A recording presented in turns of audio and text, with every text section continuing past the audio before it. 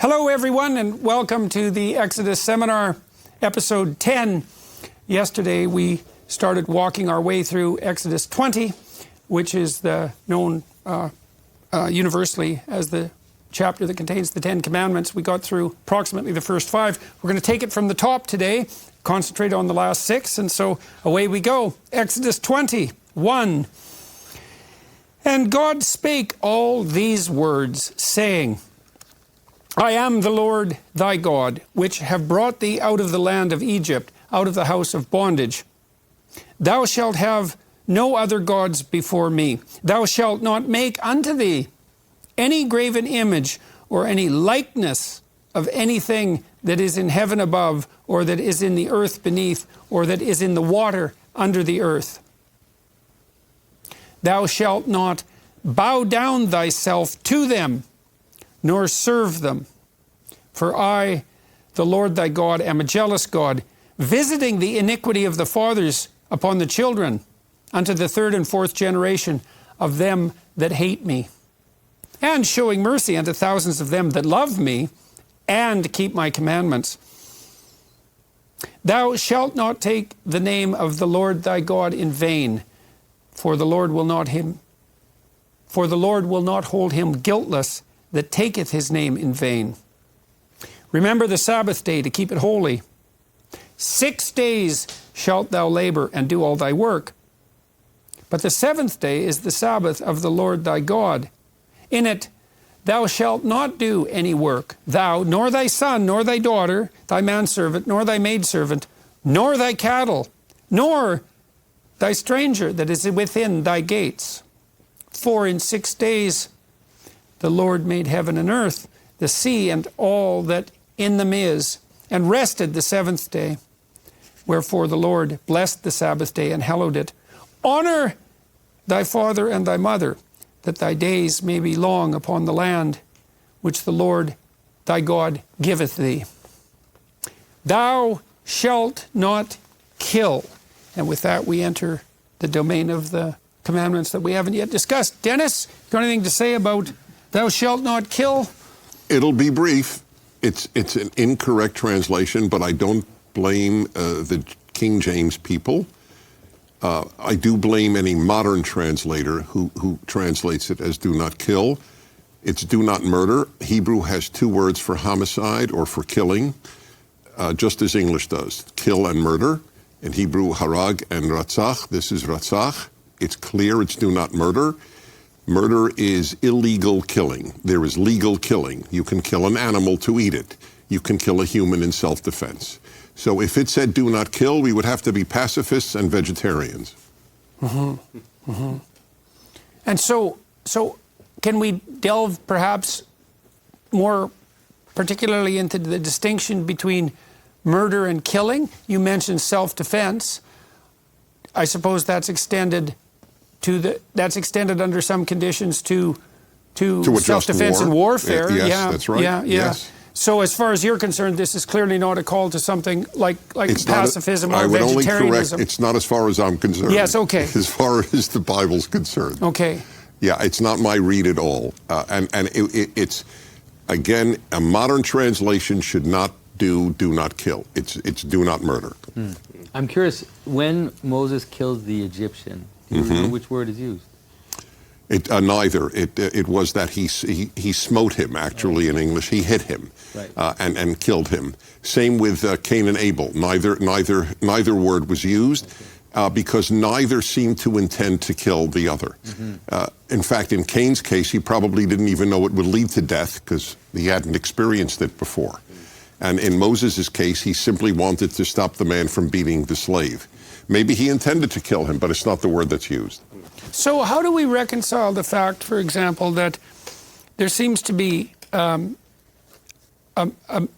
ends justifying the means, in some sense, counter-argument lurking here? You might say, well, what makes killing in a just war not a sin?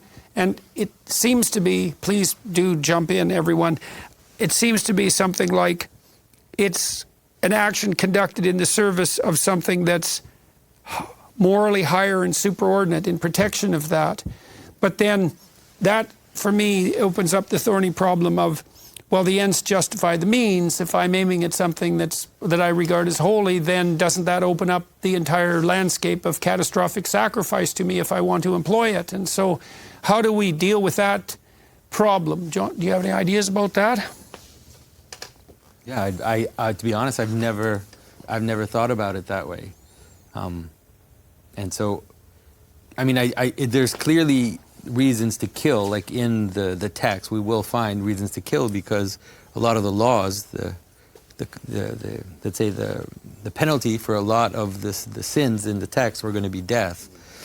And so for sure in the culture of the text, it's not, like Dennis said, it's not about killing or not killing. I think it has more to do with the idea of doing it illegitimately. Well, and so is the idea that as long as you're operating within the bounds of something like the subsidiary ethical framework, that those actions are justified. I've been thinking, for example, about vegan guilt about eating. Yeah. And so obviously our culture is rife with discussions about the morality of eating, which I think is extremely interesting. And one of the thoughts that's entered my mind, and I'm not exactly sure what to do with this, is that part of the reason that people are so guilty about what they eat is because if you do eat meat, you are killing something to sustain yourself, and that's not nothing. And we know it's not nothing from this discussion in part because we note that God includes the cattle among those who get to take a break for the Sabbath, and so there's some inclination in the text to award a certain value to, let's say, lower animals, and so you shouldn't just be obviously killing them for fun. So why is it that eating them is okay? And one answer to that is, well, you need to eat them to survive. But you go back to Noah, it's humans are made in the image of God. In other words, they are icons of God, and so they have a status. But I think you need to put the four together. So no murder is about life. No unfaithfulness is about the faithfulness in a family. No stealing is about property. And, no false witness about people's reputation. In other words, you've got four of the foundational pillars of a community. Right, so these are the four basic principles together, upon which a minimal community has to be established. Is it not right, Dennis? They're all second-person singular. They're yes, not that's generalized. Right. And that's worthy of note briefly, the singular. And also, you must feel commanded. You, each of us, individually. And also, as I understand it, there are only two words. So, thou shalt not, sonorous. Right. Don't. Hebrew, no murder. It would be, in English, don't murder. Yeah. That way you have two words. Right. I remember as a boy, don't steal, when I was a don't 10-year-old, the prefects would say, no talking. Right. That was it. Right. This is no murder. Right. No stealing. No adultery. You've got the basic foundations of a community, civil order, and peace. Okay, so we're going to put that line 13 or verse 13 in the context of the next four. I'll return just briefly to this idea of sacrificial eating. I mean, one of the things that might be occurring, for example, when you say grace before a meal, it seems to me that what you're doing psychologically, in some real sense, is atoning for the slaughter that constitutes the meal. And atone means at one, it means at one-ment, and I think the idea is that it's now morally incumbent upon you to live your life in a manner that's as clearly moral, productive and generous, honest, and in right relationship with what's divine. It's incumbent on you because that's the only thing in some sense that can justify the sacrifice. And you're reminding yourself of that with the grace, and maybe that's also a form of expiation. I've read anthropological literature that indicates, and I don't know how accurate this is, but that many primitive tribes have a certain amount of guilt about the hunt, right? And they have a certain amount of admiration for the animals as well. They have to reconcile that feeling of guilt, which would be associated with our unwillingness to kill in our social behavior, with the fact that, well, you have to live. And then the question might be, well, under what circumstances is the terrible crime of your life, given that it requires the sacrifice of something to keep you alive, under what circumstances is that actually validly justified? I mean, people who are suicidal ask themselves that all the time. What could possibly atone for the terrible crime of my existence? And it seems that it's this integration within this subsidiary ethical structure that's I can't see a way out of that. If you're not of service to yourself, your family, your community, to whatever degree you can push past that, you're not justifying the sacrifice. Does that seem? It seems right. Well, for sure, what you mentioned about killing animals in the text, it's not in Exodus, but in Genesis, it's presented as a condescension. The idea that we eat animals is presented after the flood. Then God says you now have permission to eat animals. But the idea is that before the flood, they were not permitted to eat animals. So there's a sense in which it's somehow part of the fall. It's okay, it's fine, it's not wrong, but it is a kind of condescension. And like an allowance. Yeah, something like that. So Dennis can tell us about the Jews, but the Greeks and the Christians, I think, view the moral bearing of an action as coming from inside the person. The virtue is in the doer, not the deed. And so Aristotle says a courageous act and every other kind of virtuous act is done for the sake of the beautiful. It matters why you do it. If you do it out of fear, it's not beautiful. And so, and that means that, and you know, the distinction between killing and murder, that's a distinction of intention. Is that the Jews? How are we doing here? So there is a phrase in the Talmud that'll blow your minds. I think I have it right, but I don't know if I have it word for word. Better to do something because God commanded it, do a good thing because God commanded it, than because you think it is a good thing. So intent, from what you just said, would not appear to be as critical. It is to God's judgment, but to human judgment, the amount of awful things done with good intentions would have blown Aristotle's mind. 100 million people died in the name of communism, which was theoretically filled with good intentions. So you're bringing up the thorny problem of the fact that people can feel full well that they are acting in accordance with... Yes, exactly. Yeah, I meant well is not an excuse. When I would speak to Jewish audiences, there would be people in the audience say, you know, it's really awful, all these hospitals, they have the wing, this cancer wing named after this Jew who donated. And I go, why is that awful? I don't understand it. If my wife's cancer is cured in the Rosenberg wing, I love Rosenberg. That he wanted his name known, so what? If I pee in the Rosenberg toilet, I'm grateful to Rosenberg. I don't understand. So is your point something like, because this is very complicated, because obviously one of the things we do when we interact with people on a day-to-day basis, and even judicially, is we do judge them on the basis of their intent. We're certainly more likely to let someone off the hook if we're convinced that they meant well than if we're convinced that they meant harm or malevolent harm. But your point is, well, so my point is, I don't know who means malevolent harm. Roy Baumeister, I'm sure you're familiar with. I had him on my show regularly. He said the people with the most self-confidence and high self-esteem were murderers in prison. Very few people wake up going, oh, I'm going to ruin somebody's life today. The Nazis thought they were doing good. The communists thought they were doing good. Everybody thinks they're doing good. I don't know anybody who wakes up and thinks I want to do evil. So therefore, I'm not an intentions man. Like that, but I get your point. I mean, I do think there are people who set out to do harm, and I think the kid who showed up to Columbine High School, for example, he clearly set up to do harm. Right. I think it's relative. We might be confusing levels, because I think what Oz was pointing to is very important, is that these rules are something like objectively the manner in which people bind together. That is, the idea of not stealing, it's not just a question of morality of just tapping your fingers because you did something wrong. It's like if you steal from people, then things will break down. You won't be able to be a people if these things happen in your community. Now, then if you take this, you take it away from the community and now you apply it as a way of life, or as a code of life, then intention definitely does matter. Okay. Because if you're going to transform into something more, then you can do all kinds of things that look right on the outside, but that are ultimately corrupt. So tell me if this is what you mean. So imagine that we could say there's a set of minimal principles by which a community has to operate, and maybe those are summarized to some degree in the Ten Commandments. You can think about that as an iterable game that's playable across time that unites people psychologically and socially.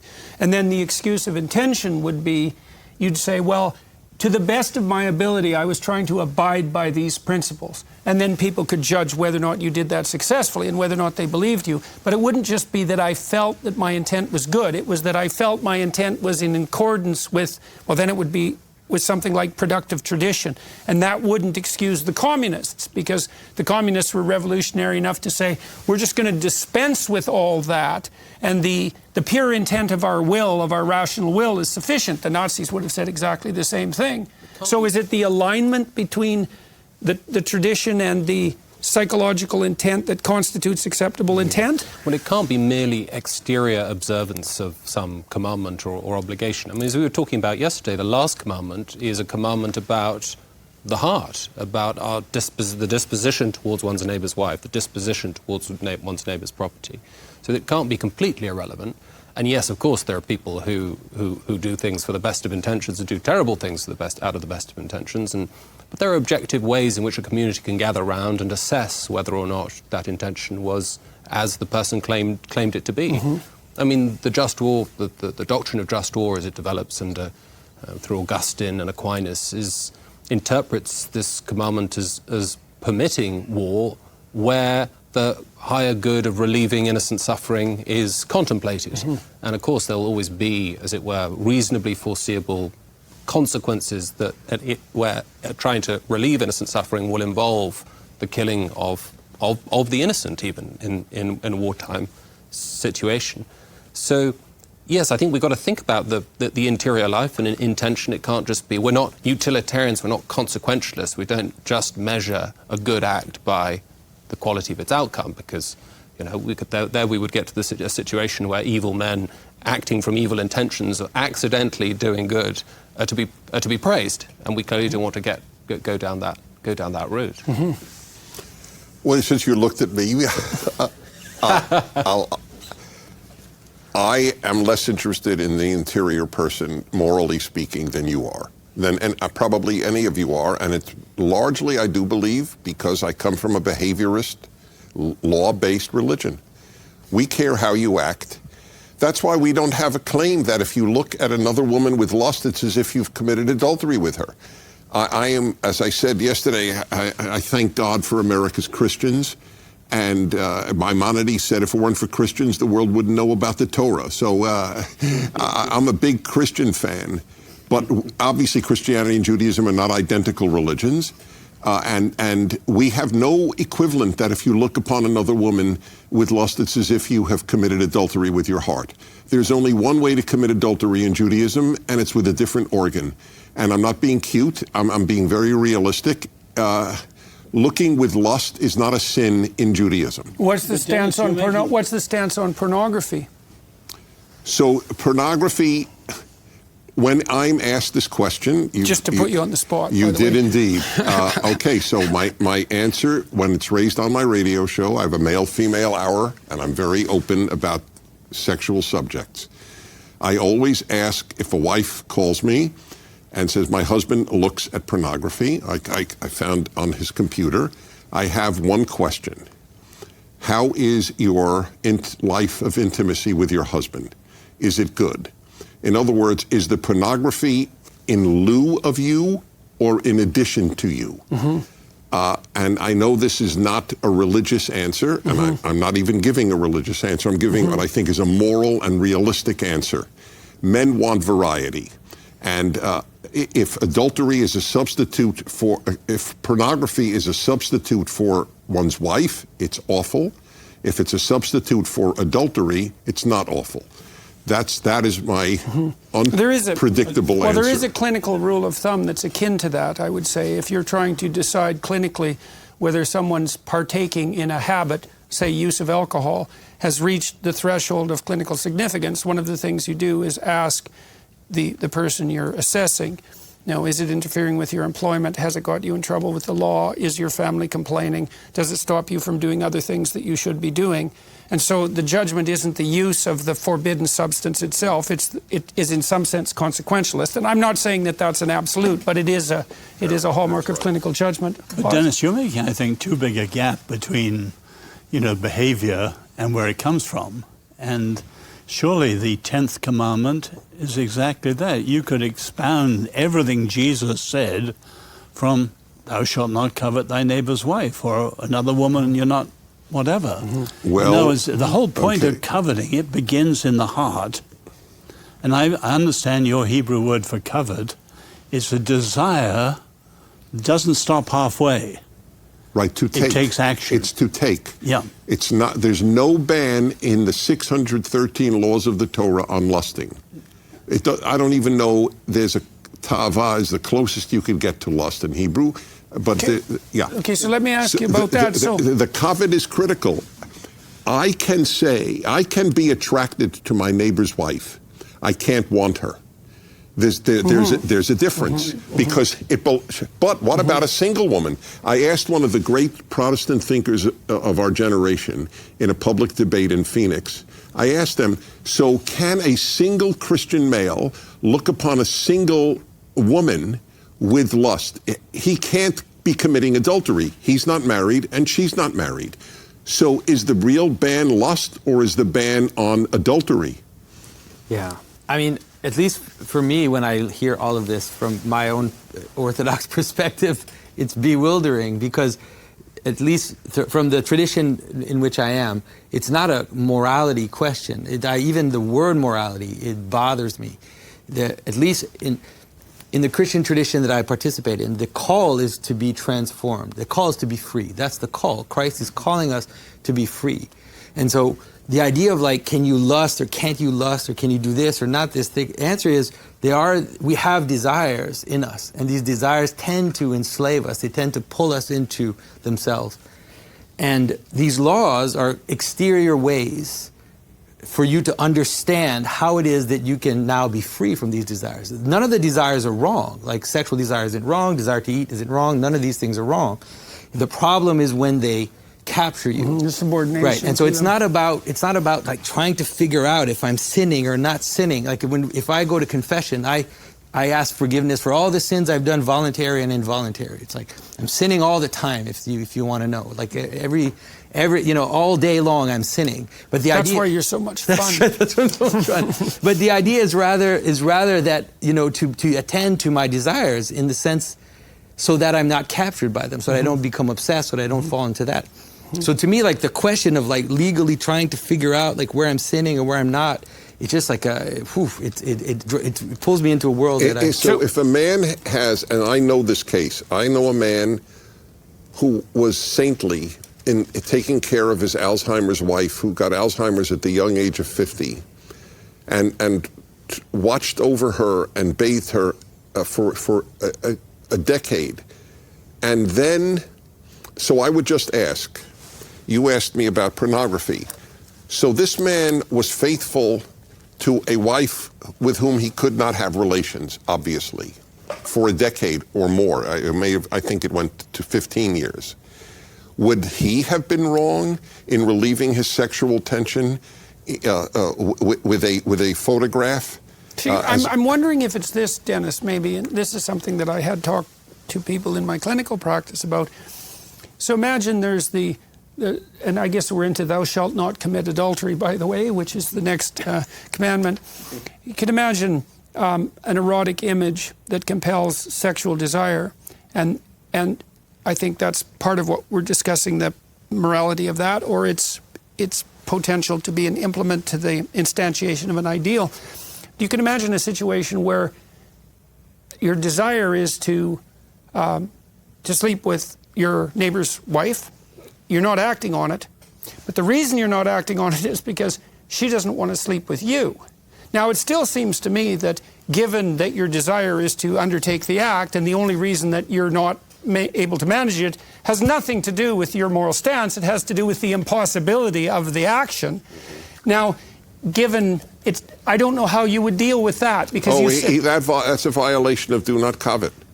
He's coveting his neighbor's wife. It's as clear as a bell. Okay. Here's a point worth making. There's a great gulf between the Ten Commandments and the Christian faith in this way. First of all, by the way, the Ten Commandments are painfully obvious, aren't they? Doesn't everybody know that before the tablets?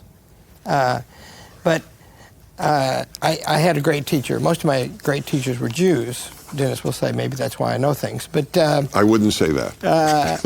I do. But there's a great man. He's dead now. His name was Harry Newman, and he styled himself a nihilist. And we would argue with him about that all the time, and he was a very, very learned man and a great teacher.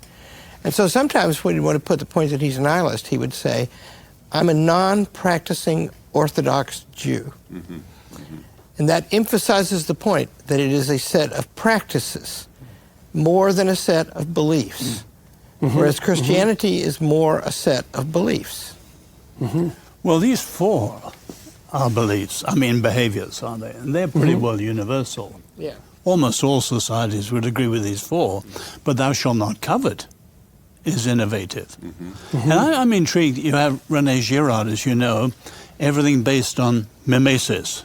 In other words, we desire what other people desire.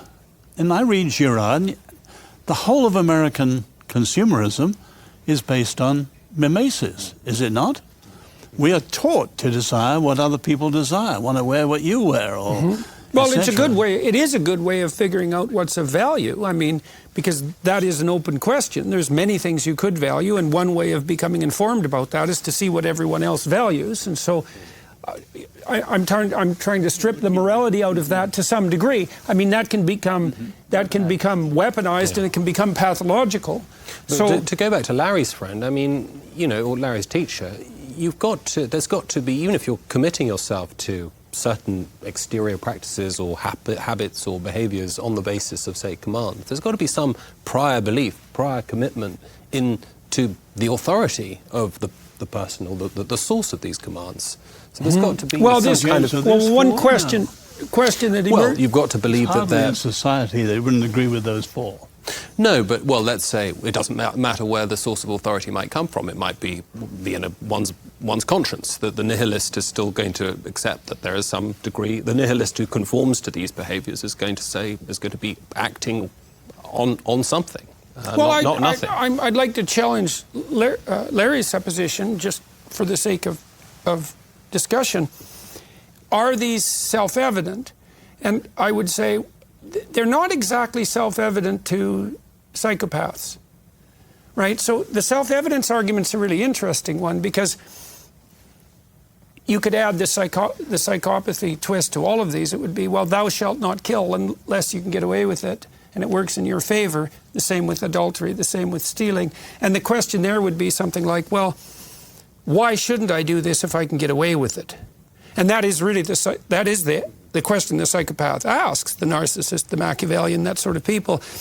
Now, we could make two arguments here. We could say that any society that enables itself to play out across time, that maintains a certain degree of stability and productivity, would eventually circulate around a set of principles, actions that would bear some resemblance to this. And that's a discussion we could have. Do we believe at this table, for example, that these 10 principles, which are elaborated into a much more differentiated law, are these 10 principles the necessary minimal preconditions for a society that offers its people some degree of psychological unity and hope, and simultaneously some possibility of maintainable social unity?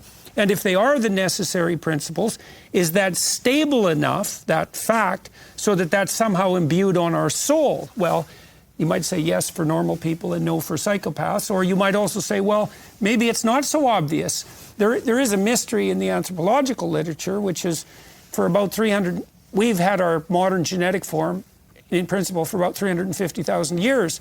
A lot of human history looked like pretty bloody, dismal, backstabbing, murderous tribalism for almost that entire period. And it's not obvious at all how we got out of that. And so I'm wondering, well, we certainly degenerate back into it very easily. And so is it the case that... But you don't have to say the whole 10 are universal, do you? I don't know. No, I would don't argue know. just immediately, these 4 are almost universal. Yeah. And if you don't practice them, you have chaos in society. But the Sabbath is not universal. Right. Honor your parents is innovative. Well, but I mean, do all societies that are stable even follow these 4? I mean, if you think about, well, how about North Korea? I mean, obviously, we don't. It's been. That's a good question. I don't believe that it's viable in any reasonable span of time either, but it's lasted as long as it has lasted, and you do get tyrannies that emerge and dominate for some period of time. In the classic books, Book 5, Aristotle's Politics, how does a tyranny survive? The answer is they don't, because people don't like it. But if they do it by corrupting their people. Or enslaving them. Well, there can be no, but centuries? If you enslave them, it's hard to have enough people to do enforcement over a whole country. Right. So slavery is for a minority. It's easier with weapons. But I mean, like, what is the list? It's just chilling. It's in Book 5 of Aristotle's Politics. There can't be any friendship. Mm-hmm. There can't be any confidentiality in private. Mm-hmm. People have to be in public places as much as possible where they can be seen. Mm-hmm.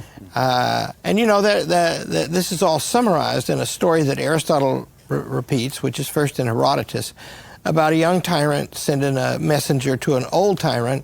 How did you last so long? And the old tyrant doesn't say anything. He's walking through a wheat field, and he's got a sickle, and he starts chopping off the tops of the taller heads of grain. Mm-hmm, mm-hmm. And the messenger goes back and says, he didn't say anything. Mm-hmm. And he said, what did he do? And the young tyrant understands. Right. See, because, like, you know, I mean, I think the American government is turning against the sources of privacy or individuality mm-hmm. in the American people. Mm-hmm. Because if you raise a family, if you make your own business, if you do your own learning, then that marks you out. And that means that you're authority. I mean, why did Adolf Hitler hate the Jews? Transnational, eternal people. Mm-hmm. But he hated successful, generally. But he hated the Christians, too. You see, because they claimed a source of authority beyond him. Mm-hmm. And that tyrants don't like that, see. Anything transcendent has got to be destroyed. Yeah. Mm-hmm. Well, maybe that's what explains, just going back to Oz's point about these 4 commandments being universal. I mean, we can accept that they are universal. I mean, I think they are actually on the Code of Hammurabi, which is the 18th century BC, and there are other similar kind of legal codes. But the difference there is that the commandment is being issued by the king, by the tyrant. Whereas here you've got, as we're reminded in the Sabbath commandment, it's coming from the source, the creator, the source of the moral order. So it's like they're written on your soul. So there's something that's only gathering a special strength, I suppose, as they're pronounced in this context. There's another huge difference. The Code of Hammurabi has 3 classes. That's right. The aristocracy, the ordinary people, and then the slaves. Mm-hmm. Yeah. Whereas here, the whole people agree to it. That's right. Mm-hmm. And the covenant applies to the whole people. As we'll see further down. James, I'd like to develop that argument that you just put forward more too, because the problem with it being from the king is that means that the source of the morality itself is from the king. And then you might say, well, what happens then if the king dies? And well, if the source of authority is the king, then if the king dies, there's no source of authority. What's happening here psychologically, at least to some degree, and it's quite something remarkable, it isn't only happening with the Hebrew people at this time, is that the principle of sovereignty itself is being divorced from the instantiation of that sovereignty in any one person. And people are trying to work out, well, what is it that we should be subordinate to in principle, including our kings, including our rulers, even to extend to slaves, even to extend to animals. And if you're a skeptic about that, you say, well, what's the use of having a God? Let's say, why do we need that? And the answer is, well, is it more sophisticated to start abstracting up the principle of sovereignty into something like a spiritual principle? Or is it more sophisticated to leave it instantiated in the body of a king? And I think anybody who's sensible, who's modern, would say, well, it's not obvious to us, to any of us, that we should instantiate the highest possible principles in any given, like, let's say, earthly ruler. That's not a sophisticated solution to the problem. And then that begs the question, which is, well, if sovereignty is an independent principle that's superordinate, what's the nature of that sovereign spirit? And of course, that's partly what we're investigating in the seminar. So in the ancient world, the parts I know about, and I don't know much about Hammurabi, I'd be astonished if Hammurabi said, it's because I say this, that this is the case, right? Because that, obviously, if a claim that this is so will run up against the reality of it, and it'll either reinforce that reality or it will be subject to refutation by reality. And see, I think all of this, these beautiful things in the Ten Commandments, see, here am I talking for Dennis now, right? Because he lives this life and knows it very well. But as I say, most of my teachers are Jews. These are like, in this text, like the detailed commands that seem boring to everybody. And what Leon Kass says about this, another Jewish teacher of mine, whose book, by the way, what's the name of it? God's Nation. Founding God's Nation. It's just a wonderful book. Have you read that book, Dennis? Yeah. Yeah. Did you like it? I've had him on, and look, he's terrific. Do we agree on everything? We're two Jews. Yeah. Churchill said, wherever there are 3 Jews, there are 2 prime ministers and 1 leader of the opposition. Oh, that's very funny. I never heard that one. But the point is, these poor people are being marked out for a demonstration of God's providence. And it's hard duty. And they have to demonstrate visibly in public so we can see, right? And then when they fall short, we can see that too. And there are punishments for that. It's, the worst thing that can befall a people is to get chosen. Well, we could also point out, too, is that people have a real hard time often with the idea that God would choose a people to lead, let's say. And one of the things I'd like to say in favor of that idea is that, well, ideas have to start with a few people somewhere.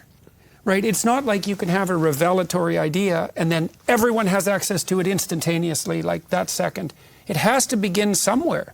Now, but that also introduces us to a contradiction in what we've put forward here, too, because we're trying to argue, in some sense, for a moral universalism, and we're also trying to argue for a Hebrew exceptionalism simultaneously.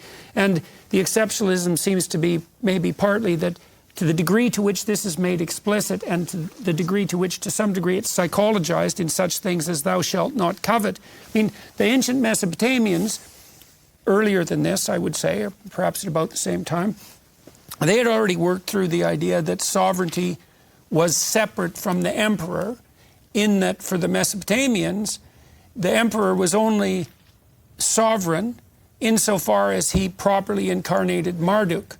And Marduk had eyes all the way around his head, so he could see everywhere, and he could speak magic words. So they had a doctrine of the word in some sense. And the notion there was that, well, you got to be sovereign only insofar as you were an embodiment of Marduk, and the principle of sovereignty itself had been abstracted up into the realm of the gods. So obviously other societies in the Middle East at about the same time period were starting to move towards this notion of sovereignty as a principle that wasn't merely a manifestation of the state. Jordan, you keep talking, and I may be misunderstanding you, so forgive me, but as if human ideas are working their way up and the Hebrews sort of got higher than anyone else with this brilliant idea. And surely the whole point of Exodus is they encountered a God who was transcendent and different. And that notion, you must be holy as I'm holy. Well, the essence is I'm set apart from all the other gods. I think that your comment and criticism is accurate, but I'm wondering, see, to me what's happening is something is reaching up from below and descending from above at the same time. And so let me give you an example of that that's maybe within the text. So remember now, before Moses has his revelation, before he receives his revelation, he sits and judges the people for well, we don't know how long, years, enough to wear him out. And so you could imagine that he's been exposing himself to all this conflict between the